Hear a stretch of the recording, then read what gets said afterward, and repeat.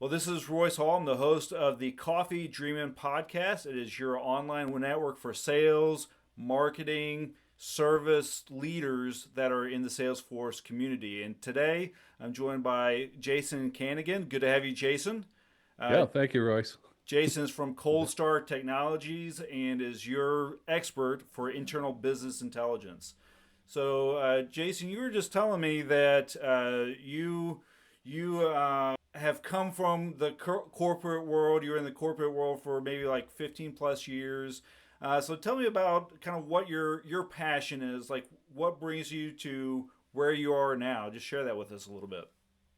Yeah, I guess I like two things. I like business growth.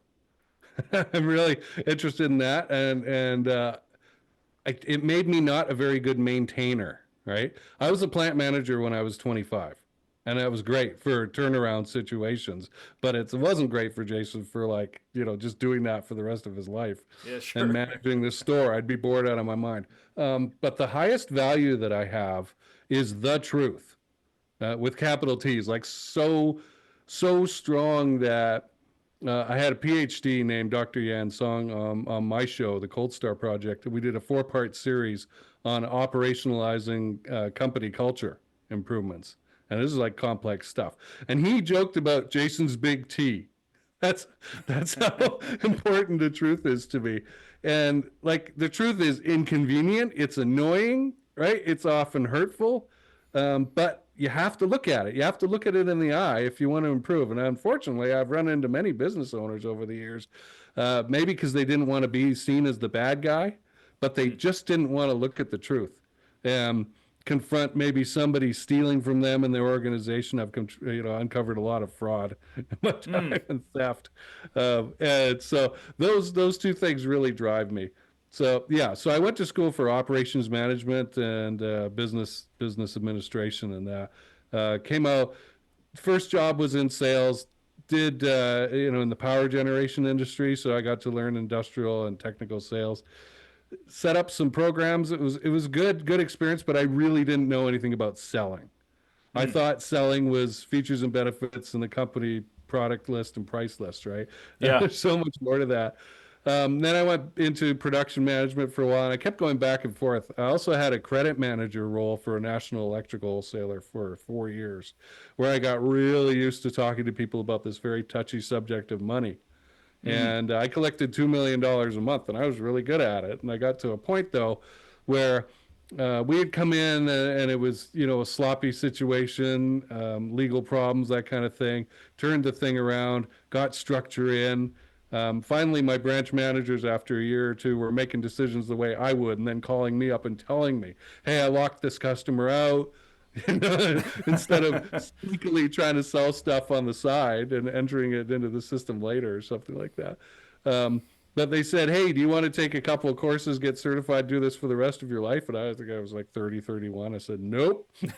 so, so yeah, getting into sales again. I paid for my own sales training through a consultative sales trainer organization. Got to love it. Became a sales trainer myself, and my first role in the United States, I moved here in 2009, was senior consultant to a consultative sales training firm. Uh, and in 2011, I was running like an auto parts kind of business, and everybody got laid off. They had an owner who, I don't know, bought it and decided to do something else with it. Everybody got laid off. And I'm in farm country, North Carolina. Well, farm country, North Carolina doesn't really need business administration skills. So I had to figure out, well, how the hell am I going to get clients from far away? Mm. And so I started learning about this thing called internet marketing. And early on in the 2011, 2012, 2013 era, I became really well known as a sales trainer in that internet marketing world. Mm. Um, that had its pluses and its minuses, but it allowed me to keep delving into sales, right, and Mm. expanding my skill set, learning, and that kind of thing. Um, and, after a number of years, I got really tired of that. There's a lot of interviews with me for that business, and it's like the same interview over and over again, and I got really tired of it. So I decided to do something else. And I got into the space and defense field. So I started working with American space and defense presidents. And one thing that they would constantly tell me is, Jason, I hired this consultant company, and all they did was like research and provide me a report. Mm-hmm. And I was like, oh, so you're saying you want actual help in implementing, installing, improving things? I can do that. And so that's what I started to do. And I don't know if you know this, but the American space and defense field is still very government funded, right? And also about 6 companies, prime contractors, get most of the money, like 90+% of the money, right? So if you ain't in that, you aren't getting into the money, and they don't really have a very good commercial business sense, i.e., like selling hamburgers to people or something like that, right? It's a different mentality. So I started going back into manufacturing and logistics firms who did know, like, who's your customer, right? Yeah. And could answer these kinds of questions and were making good money, and helping them with the same kinds of things, sales processes, some overlap with what you do there. I wouldn't want to get into the implementation of CRM improvements like you do myself, but I would certainly talk to a VP of sales or a president and start getting things organized, right? Yeah. And then take it to a company like yours and say, okay, make this happen in real life, right? Yeah. But and then all the operations management stuff, inventory, supply chain, business process, manufacturing, right? Factory setup, all kinds of things that we're able to add value on. There is one big offer for new presidents that we'll get into later, but that's how I got to where I am. So I have seen a lot. I've seen all the areas of business, right? The only thing I really haven't done is like biomedical research or something like that, right? I've never like injected a whale with somebody or looked at algae or something like that. But like I ran a metal fab shop for a couple years back in North Vancouver for a friend of mine. I don't know anything about welding, but I managed welders. Yeah. Well, I think that's one of the things that in my own career, and you have a very interesting background. Like, you've done so many different things. So, like, if anybody's in like the biomedical field that is watching this, you're gonna have to hook up with Jason so you can like finish out your resume there, have everything right. But I think that having that variety and like being able to work around it, you start to realize that across the industries, people are still working the same way. Businesses are working in very similar ways. There's different things for each particular industry. There's different flavor, but you're still dealing with people. They're still dealing with their own, perhaps this corruption like you were talking about. You're still dealing with the same sorts of issues regardless of industry. And there's, overlays of like industry specifics. Like, not everybody needs SAP, but it's still technology. How do we break technology? How do we cop out from doing what we're supposed to do with technology? All those good things. So let me ask you this: like, with you having such a diverse background, what are maybe 1 or 2 nuggets that are like, I wish I had known this earlier, or if you're talking to somebody that's like listening to this podcast that's younger in sales or maybe is in the service side of things, what's something that is like, okay, this is what you need to know? Like, here's your words of truth here. Yeah, great question, Royce. I think the first thing you need to decide for yourself is, am I a fit for the corporate world, and is that what I really want or not? Right? Because the corporate world versus independent startups, feisty, do it all, right? The kind of thing that I like, they're not a good fit for each other, right? I'm good at working with a president and executive team of a larger company. I am not good working in the company as an executive, right? There's a fellow named Rich Gilbert who runs a really good YouTube channel where he talks about this stuff. And you asked, what do you wish you knew years and years ago? And he put into words many of the things that I wish I had known in my 20s, working in companies where, to get along, go along kind of thing. Like, that sounds simple, but he'll expand out on that.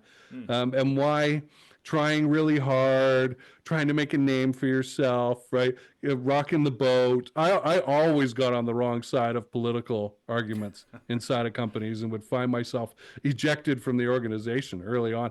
And like hearing Rich talk about it, I knew why right, for the first time. Like, oh, too bad I had to wait till I was 50 to find this information out, right? But and it's like an organism. It ejects things that are foreign to it, and it wants people to stay in their lane. Like I know I was working for Arc'teryx, which is a Yeah. clothing Yeah. Yeah. Yeah. manufacturing company, right? Back around 2000. And I was in the production management department, and I started poking around in the accounting side of the company because I saw problems there. And boy, did I get booted out of there real fast. Right? It did not take long, right? So, things like that, decide which are you? Are you the corporate? And there's lots of money to be made in corporate America, right? Mm-hmm. There's lots and lots of stability money. People go in packs. They'll take you along. If they like you, they'll take you along to the next opportunity, right? Or they'll make Yep. sure you get promoted, right? And that's not the way it works in more merit-based, feisty startups where you do have to wear a number of hats. You do have a broad range of responsibilities, and the ability to deal with emergencies or surprises is really, really valued, right? In a larger company, they don't want those things. They want you to follow the process, don't rock the boat, and kind of stay still, right? And don't tell them that latest initiative isn't going to work. Yeah. Again, that's another thing that'll get you ejected, right? Let it fail. Do your best to be a part of it. Let it fail. Then, you're not going to get blamed for it. But that's something in the corporate world that's very, very different. So I learned that from Rich Gilbert, and I appreciate that a lot. Yeah. The second thing is, and I started doing this around 2014, maybe a little earlier. I've been a guest on like radio shows and stuff. This is on jasoncanigan.com /interviews, I think. One of the pages on there. Years and years, you can go back and see, okay, Jason was on this radio station in Colorado in 2014 kind of thing, right? We can go back a long time. But creating a track record, if you do want to be that independent business owner, consultant kind of person, create a track record. And so around that time in 2014, I started a blog called salestactics.org. I don't know anybody very few people who've stuck with a blog for 11 years, right? And I don't post on it even every month, but I do update it. And that blog has made me money. Like this logistics company that we were talking about, that company president had one of his sales guys come to him and say, I need help. He Googled around. He didn't know what he was searching for. Came across some of my articles. This guy knows what he's talking about. Track records there. And then he wanted to buy something, a video series, but the link was broken for some reason because that's the internet, right? Right. And so he emailed me. And I looked at that, and that being the sales guy I am, I looked at it and I went, no. This problem is way larger than a $200 video series. Right. It needs a much better solution, a more hands-on solution. And so I called him and made the sale.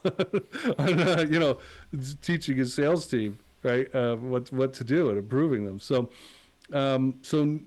deciding like who do I want to be known for? Really get clear on that identity, and it's tough. Like my friend Paul Rolkins is a high-performance culture expert from Holland, and his thing he's got a TED Talk about it is called strategic quitting. And like I think about this every day because I got 16 things that I want to do, and a 17th just popped onto the board, and I can do 2. Yep. This is the fact of the matter, and I gotta kill 14 or 15 of these things, and it's sad. It's sad, Royce. Like I'm like, no, I really resonate with that, and I want to do it, but I can't. There's just no time and energy.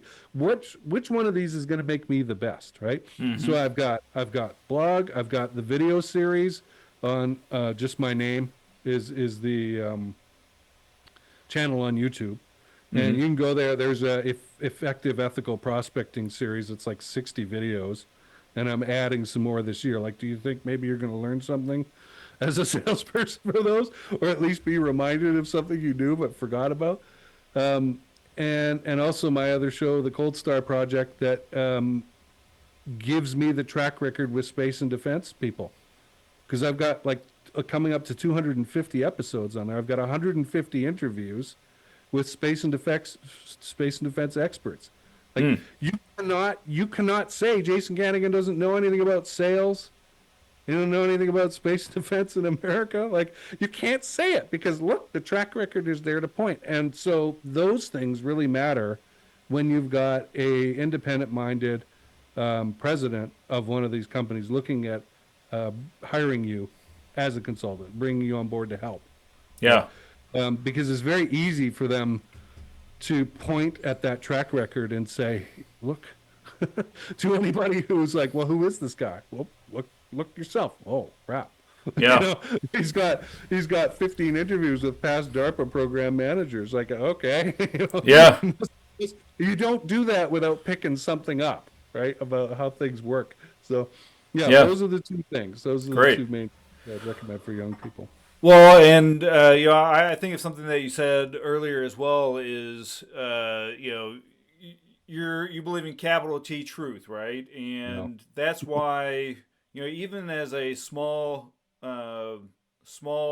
business and working in kind of that independent consulting spot, like these large institutions are coming to you because they want that T, right? They want somebody to cut through the noise for them, because I think deep down they know, like, I know there's skeletons. I put them in the closet. Like, somebody's got to tell me what to do.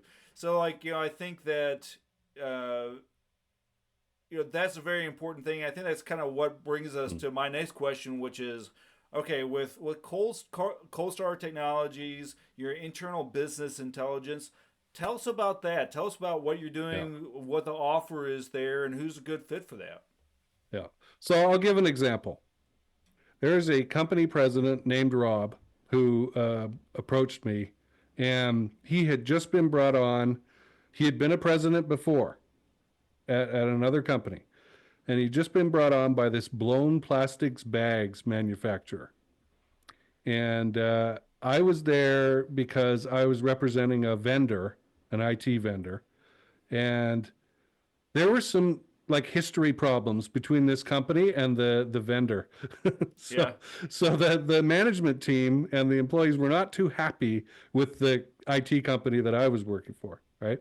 But I was new, Rob was new, and I think I had just taken my DISC training on like DISC, the four personality types, right? And I knew Rob was a D, like that day. And so I went out and I visited him, and I said, look, Rob, very direct, right? I want to help you. You and I both just started at our respective companies. We got nothing against each other. Let's just like tell each other the truth, right? Be honest. Tell me what's going on, and I'll do my best for you to make whatever needs to happen. And he told me, okay, first of all, this is Rob now. I came on board for $1 a year. And the way I'm getting paid is a year from now on the back end, a big performance bonus if I do well. Okay. Second, he said he's pissed off because this blown plastics bag company did not have the dashboard for decision making that he was used to at the past company, and he was furious about this. Like, he was mad, right? And he just couldn't believe it, right? That it wasn't there. Like, doesn't everybody have this stuff? And so, when it comes to the highest and best way that I can help people through internal business intelligence, there's two things here. One, there's a big draw for that company president to make an investment with the company money, right? With the aim of improving the performance, getting the rocks out of the way of the river, and getting stuff to flow nicely and getting to that big profit margin at the end, right? And then their big payout. And I'm all for helping them. I'm on your side. Because if you do well, I got a success story, right? And everyone's happy. Everybody makes money. They need a single source of truth. They need custom software. They need a dashboard. That's something we can provide, right? We can make sure the systems are talking to each other so that they can make decisions faster, instead of Rob going, damn, I need to talk to my CFO and get him to run this report. And in a day or two, when that happens and I get it back, maybe then I can make a decision. The second thing that happened was he had inherited a management team, a senior management team, right? Who he didn't know. And they have hidden agendas, histories, skeletons in the closet, like you say, pissing matches, upsets with vendors, Mm-hmm. stuff that he doesn't know about. And so what I do is I sit down with those executives and I interview them, and they don't know what I'm doing, but I'm uncovering at least some of these big issues that are blocking success. So in that case, the right thing to do there was to go to the VP of IT and say, look, make friends with that vendor again that I was representing, right? Figure it out, sit down with them, have the conversation, which this person had been sloughing off and avoiding, right? And just brushing off. Oh, yeah, I'll do it. And then never showing up, right, for the meeting. And so the value to that president of, okay, finally, I've got the software, the tech stack working together to give me visibility, single source of truth. I can make decisions now. And I know about my management team. Instead of, excuse me, flying blind, I've got information that I can make decisions about regarding these individuals and lead them instead of, because again, Rich Gilbert says this a lot, as the minimum amount that subordinates will give you to play you sometimes, right? Of just give him enough, I'll keep my Right. job, right? And he doesn't need to know about that or whatever, right? Uncovering these things for them. So I thought, what is the highest best value? And it's that situation. It is for a new president who just walked into a company that's new to them, probably have been a president before, and are like looking around going, oh my gosh, stuff is missing. Like the essentials are missing here, and they need someone on their side working on what needs to be tilted up really fast, right? And getting this information and getting these systems in place. So that's just like, I don't know anybody else who could do that. It's exciting, and I have a great team and my vendors to work with, who I've worked with on many projects and for a long time, and can trust those people, right? Mm-hmm. So that's what that is for. And that's at coldstartech.com/IBI. If you go there, it'll take you to the page that explains all about it. Sounds good. Well, we'll put that link on the bottom of the video, and people can find you there. Jason, thank you so much for joining me today. Thanks for sharing some of your wisdom from your sales and business history, and thanks for letting us know what you're about. You bet, Royce. Thank you.